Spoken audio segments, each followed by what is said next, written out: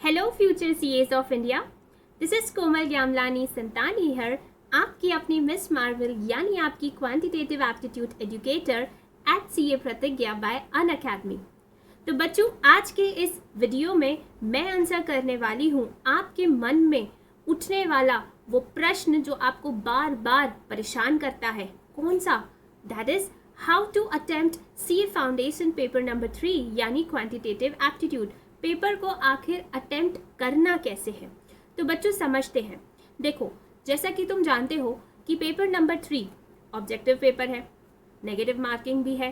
तो भैया वो बचपन वाला जय माता दी, रॉक्स, अक्कड़ बक्कड़ बम्बे वो नहीं चलने वाला, यानी कि तुक्केबाजी नहीं चलने वाली। आपको वही क्वेश्चंस आंसर करने हैं जो कि आपके श्योर शॉर्ट्स हैं या जिनमें आपको 90 to 95% एक्यूरेसी लगती है कि हाँ भाई यही आंसर इसका हो सकता है। आपको वही क्वेश्चंस अटेम्प्ट करने हैं, भावनाओं में नहीं बहना है, ये ध्यान रखिएगा, ठीक है। दूसरी इंपॉर्टेंट बात कि आप जानते हैं कि आपका सिलेबस जो है वो 3 पार्ट्स में डिवाइडेड है। Business mathematics 40 marks, logical reasoning 20 marks और स्टैटिस्टिक्स 40 मार्क्स, ऐसे करके 100 मार्क्स का कंपोजिशन है और ऐसे ही 100 क्वेश्चन हैं। अब इम्पॉर्टेंट बात यह है कि ICAI बिल्कुल आपकी थाली में खाना परोसने वाला नहीं है। कहने का मतलब है कि क्लासिफाइड फॉर्म में क्वेश्चंस नहीं आने वाले हैं, क्वेश्चंस मिक्स्ड फॉर्म में आएंगे। तो बिल्कुल भी पेपर ऐसा नहीं आएगा कि पहले 40 क्वेश्चन बिजनेस मैथमेटिक्स के हो गए, फिर 20 LR के, फिर स्टैटिस्टिक्स के 40, ऐसा नहीं होगा। क्वेश्चंस मिक्स्ड होंगे, ठीक है। इस बात को अपने जहन में बिठा दीजिए, ऐसे माइंडसेट लेके ही एग्जाम में जाइएगा। शॉक मत होइएगा कि अगर क्वेश्चंस मिक्स्ड आ जाए, ठीक है। फिर उसके बाद बच्चों, जिस भी तरीके के क्वेश्चन आपके पेपर में आने वाले हैं, मैंने उनको 3 कैटेगरीज में रखा है। जैसे अपनी लाइफ में ना बहुत तरीके के रिलेटिव्स होते हैं। एक होते हैं जो बहुत करीबी रिश्तेदार होते हैं या कहें तो क्लोज फ्रेंड्स होते हैं, और एक होते हैं जो दूर के रिश्तेदार होते हैं, जो कभी दिवाली रक्षाबंधन पर आ गए या किसी की शादी ब्याह में गमी में आ गए, वो दूर के रिश्तेदार। और एक होते हैं रॉन्ग नंबर वाले रिश्तेदार, जिनको दूर से ही देख के हम अपना रास्ता बदल लेते हैं। तो ऐसे ही 3 तरीके के क्वेश्चंस आपको पेपर में मिलेंगे, ठीक है। सो पहली कैटेगरी कौन सी भाई?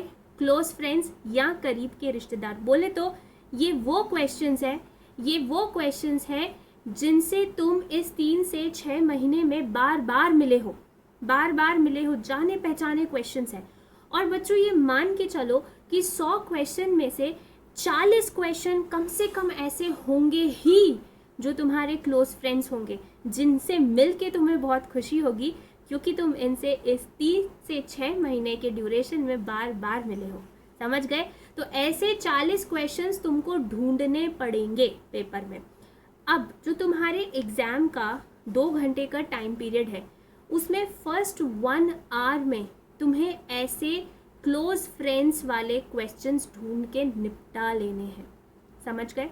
तो पहले तुम्हें क्या करना है, तुम्हें अपने क्लोज फ्रेंड्स वाले क्वेश्चंस को ढूंढ के करके निपटा देना है।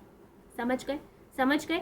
फिर सेकेंड कैटेगरी वाले जो क्वेश्चंस होते हैं वो होते हैं दूर के रिश्तेदार, ठीक है। वो क्वेश्चंस होते हैं जिनको तुमने एग्जैक्टली कभी सॉल्व नहीं किया, बट इनके जैसे कुछ क्वेश्चंस तुमसे कभी ना कभी मिलने आए हैं। तो once you are done with close friends वाले क्वेश्चंस, उसके बाद आपको ये दूर के रिश्तेदार वाले क्वेश्चंस, थोड़े से जाने पहचाने वाले क्वेश्चंस एड्रेस करने हैं। शुरुआत इन क्वेश्चन से नहीं करनी है, ठीक है। और ऐसे लगभग तुम्हें पेपर में 25 एक क्वेश्चंस दिखेंगे, ठीक है। 25 से 30 क्वेश्चंस तुम्हें लगभग ऐसे दिखेंगे जो एग्जैक्टली सेम नहीं होंगे उन क्वेश्चंस के जो तुमने इस 3 से 6 महीने के ड्यूरेशन में किए हैं। उनसे मिलते जुलते थोड़े से क्वेश्चंस होंगे, ठीक है। So once you are done with जाने पहचाने क्वेश्चंस, क्लोज फ्रेंड्स वाले क्वेश्चंस, आपको इन क्वेश्चंस को एड्रेस करना है, ठीक है। फिर उसके बाद आते हैं रॉन्ग नंबर वाले क्वेश्चंस, जो क्वेश्चंस तुमसे कभी मिलने आए ही नहीं हैं। इन 3 से 6 महीने के टाइम पीरियड में तुमने ऐसे क्वेश्चंस कभी देखे ही नहीं हैं। समझ गए? ठीक है। हो सकता है कि तुमने इन क्वेश्चन से रिलेटेड कॉन्सेप्ट पढ़ा हो, बट ऐसे क्वेश्चन सॉल्व नहीं किया, ठीक है। समझ गए? तो जब आप पहली नज़र में जब आप क्वेश्चंस देख रहे हो, देखो मैंने तुम्हें समझाई ये बात कि जैसे अपने हाथ में क्वेश्चन पेपर आएगा तो अपन को सबसे पहले 100 क्वेश्चन में से 40 जाने पहचाने क्वेश्चंस को सॉल्व कर लेना है, ठीक है। फिर पहले उन 40 क्वेश्चंस को देख लो, मतलब ये 40 क्वेश्चन तुम 100 क्वेश्चन में से ही छांट के आंसर कर चुके हो। लेकिन जब तुम ये 40 क्वेश्चन कर रहे थे तब उस दौरान तुम्हारे दूर के रिश्तेदार वाले क्वेश्चंस भी तुम्हें टकराए होंगे, उनको स्टार लगा के रोक दो। फिर उन्हीं 100 क्वेश्चन में कुछ ऐसे रॉन्ग नंबर वाले क्वेश्चंस भी होंगे, ऐसे क्वेश्चंस जो तुमसे कभी भी मिलने नहीं आए हैं 3 से 6 महीने में, ठीक है। उनको भी कोई सिंबॉलिक फॉर्म में ऐसे डैश लगा दो या ऐसे क्रॉस लगा दो कि भैया ये क्वेश्चन मुझे सबसे आखिरी में देखना है, ठीक है, अगर टाइम रहा तो। समझ गए बात को? तो पहली नज़र में हमें ये रॉन्ग नंबर वाले क्वेश्चंस को आंसर नहीं करना है, समझ गए। टाइम बचेगा आखिरी में तो हम इन रॉन्ग नंबर वाले क्वेश्चंस को आंसर करेंगे। पहली नज़र में जब ये क्वेश्चंस हमको टकराएंगे तो हम क्या कहने वाले हैं, ये तो रॉन्ग नंबर है बबुआ, ICAI तुम्हार फिरकी ले रहा है। समझ रहे हो बात को? तो पहली नज़र में फुल टू इग्नोर करना है इन क्वेश्चंस को, ठीक है। 10 से 15 क्वेश्चंस ऐसे होंगे, और ऐसा भी हो सकता है, ऐसा भी हो सकता है कि ये 10 से 15 रॉन्ग नंबर वाले क्वेश्चंस ICAI बिल्कुल शुरुआत में डाल दे और तुम्हारा कॉन्फिडेंस लेवल गिर जाए। शुरुआत में डालने का इंटेंशन ही ये है कि तुम्हारे कॉन्फिडेंस लेवल को गिराना है। तो भाई अगर शुरुआत में ऐसे क्वेश्चंस दिख जाएं तो समझ जाना कि तुम्हारे क्लोज फ्रेंड्स वाले क्वेश्चंस अभी नीचे हैं, तुम्हारा इंतज़ार कर रहे हैं। घबराना मत, समझ गए? ये अपने माइंड में सेट करके चलो। 110% 40 क्वेश्चंस पेपर में ऐसे बने हैं जो तुमसे बनेंगे, 200% बनेंगे, ठीक है। बस ज़रूरत है तो तुम्हें उनको फटाफट पहले फर्स्ट आवर में उनको ढूंढ के सॉल्व कर लेना, ठीक है। अब देखो, सॉल्व करने के लिए भी एक बहुत इंपॉर्टेंट बात मैं तुम्हें समझा रही हूँ।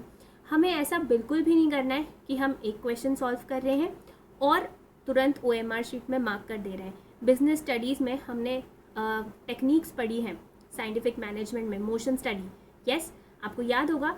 हमें क्या करना है, अननेसेसरी मूवमेंट्स को एलिमिनेट करना है और टाइम्स अपन को सेव करना है। मतलब मैम देखो, ये भी क्वेश्चन होता है काफ़ी बच्चों का कि भैया रफ शीट प्रोवाइड की जाएगी कि नहीं। तो जो आपको क्वेश्चन पेपर प्रोवाइड किया जाता है, क्वेश्चन पेपर के लास्ट 2 पेजेस ही आपको रफ वर्क के लिए प्रोवाइड किए जाते हैं। अगर आपके हॉल में जो भी इन्वेस्टिगेटर्स, एग्जामिनर्स जो भी बैठे हुए हैं, अगर वो आपको अलाउ करते हैं कि क्वेश्चन के सामने ही कैलकुलेशन कर लें तो वेल एंड गुड। नहीं अलाउ करते हैं तो आपको पीछे क्वेश्चन पेपर के पीछे जो 2 पेज होते हैं वो रफ वर्क के लिए प्रोवाइड किए जाते हैं। तो पेपर को थोड़ा सा ऐसे फोल्ड करके क्वेश्चन को सॉल्व करते जाना वहाँ पर, ठीक है। आधा घंटा जितने क्वेश्चंस तुमसे सॉल्व हो गए, देखो क्वेश्चन नंबर 1 जैसे तुम सॉल्व कर रहे हो तो उसको तरीके से पेपर में क्वेश्चन नंबर 1 लिख के सॉल्व करके उसके आगे जो भी आंसर आया उसका ऑप्शन लिख के छोड़ देना। फिर क्वेश्चन नंबर 2, क्वेश्चन नंबर 3 ऐसे करके सॉल्व कर लेना। फर्स्ट हाफ एन आवर में तुमसे जितने क्वेश्चन हो जाए, जैसे ही 30 मिनट्स खत्म हो, जैसे जितने क्वेश्चंस तुमसे 30 मिनट्स में हो गए वो तुम्हारे रफ शीट पे दिख रहे हैं, क्वेश्चन नंबर्स भी दिख रहे हैं और ऑप्शंस भी दिख रहे हैं जो सही है, उनको OMR में भर दो, ठीक है। भरोगे किससे? HB पेंसिल से भरोगे, ध्यान रखना इस बात को, ठीक है। समझ में आई बात? हर 30 मिनट्स में ये चीज़ करना। ऐसा मत करना कि एक क्वेश्चन कर रहे हो OMR में भर रहे हो, एक क्वेश्चन कर रहे हो OMR में भर रहे हो, ये मत करना। हर 30 मिनट्स में जितने तुम्हारे क्वेश्चंस हो गए हैं उनको उसमें भरते जाना। तो इससे तुमको ये भी समझ में आता जाएगा कि कितने क्वेश्चंस हो गए, एक ओवरव्यू मिलेगा कि हाँ मैंने इतने क्वेश्चंस कर लिए हैं, कि 30 मिनट्स में मेरे इतने क्वेश्चंस हो गए। समझ गए इस बात को? समझ गए?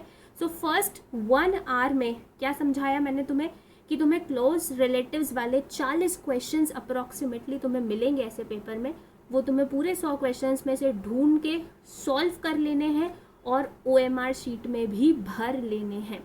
मैंने काफ़ी बच्चों को देखा है कि भैया सॉल्व करने लग जाते हैं अंत तक और OMR आखिरी में भरते हैं। आखिरी में नर्वसनेस की वजह से कई बार गलत भर जाती है OMR और कई बार हम भर ही नहीं पाते हैं।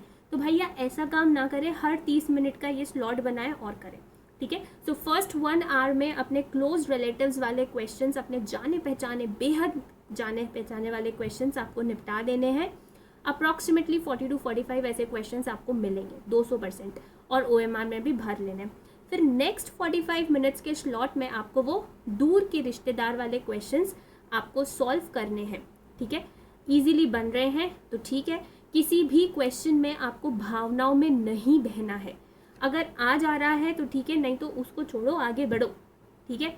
समझ गए बात को, ठीक है। सो अप्रॉक्सीमेटली 20 to 25 क्वेश्चंस ऐसे परोसे जाएंगे जो तुम्हारे दूर के रिश्तेदार होंगे, जिनके मिलते जुलते क्वेश्चंस तुमने कभी ना कभी किए होंगे, तो उनको सॉल्व करके और OMR में भर के निपटा दो। फिर अगर टाइम बचता है तुम्हारे पास, ठीक है, मैंने यहाँ पे 45 मिनट्स लिखे हैं, ज़रूरी नहीं है कि तुम्हें 45 मिनट्स लगे, हो सकता है तुम 30 मिनट में निपटा लो, हो सकता है तुम्हें इससे ज़्यादा टाइम लगे। तो अगर तुम्हारे पास टाइम रहता है तो तुम रॉन्ग नंबर वाले कुछ क्वेश्चंस को एड्रेस कर सकते हो, ठीक है, जो पहली नज़र में तुम्हें लग रहे हो कि यार ये तो कभी पढ़े नहीं, लेकिन जब लास्ट 15 मिनट्स में जब दिमाग प्रेशर में होता है ना, देखो 2 टाइप की सिचुएशंस होती है, या तो दिमाग प्रेशर में काम करता नहीं है, या तो करता है तो भैया इतना जानदार करता है कि पूछो मत। तो वो 15 मिनट्स में हो सकता है कि कोई उसकी ट्रिक तुम्हारे दिमाग में एकदम से स्ट्राइक हो जाए और वो रॉन्ग नंबर राइट नंबर में कन्वर्ट हो जाए, ठीक है। तो टाइम रहे तो ही रॉन्ग नंबर वाले क्वेश्चंस को हमें एड्रेस करना है, ठीक है। तो आई होप कि आपको क्लियर है कि आपको कैसे पेपर को अटेम्प्ट करना है। मेरी ये बात अपने दिमाग में बिल्कुल सेव करके जाइए कि आपके पेपर में 100 क्वेश्चंस में से 40 to 45 क्वेश्चंस ऐसे हैं जो आपसे इजीली बनेंगे, बस आपको उसे ढूंढना है, ये ध्यान रखिएगा। And please guys, negative marking को अवॉइड करें। जय माता दी रॉक्स, अक्कड़ बक्कड़ बम्बे बो नहीं चलेगा यहाँ पर, ठीक है। Okay, so I hope you are very clear कि हमें एग्जामिनेशन हॉल में कैसे 2 घंटे को यूज़ करना है और कैसे क्वेश्चंस को सॉल्व करना है। All right guys, with all my love and best wishes, I take your leave. Till then guys, take care of yourself, bye bye.